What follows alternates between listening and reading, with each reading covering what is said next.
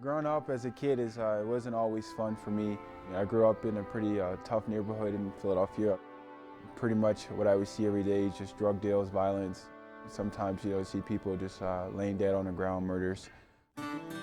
My start with riding was through an organization called Work to Ride. It's a nonprofit organization that reaches out to inner city youth.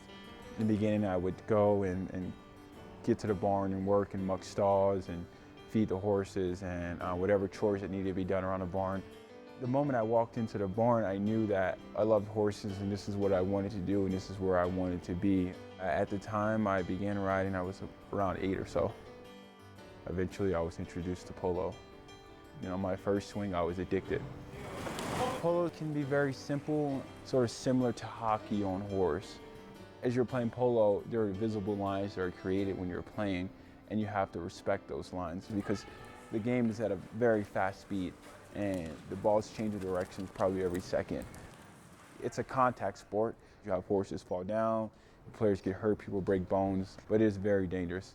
Are you fearless? Oh, for sure. Polo is, some people say it's like, the next dangerous sport after NASCAR. My original plan was not to come to Fort Collins. It's a bit different, but I actually enjoy the fact that it has sort of a rural urban mix to it. It's just not straight cows.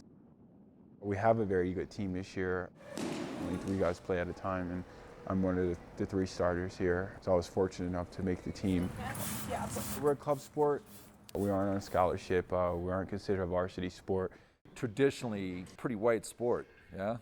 There are very few African Americans. I try to set the example and let people know that it's more than just race or your color, and you can go out and compete. I'm trying to break barriers and let people know it's more than just a sport of kings and millionaires and wealthy white people.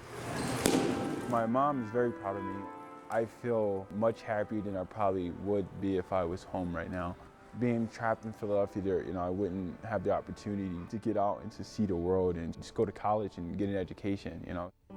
Polo as a whole has just been my passport to the world, literally.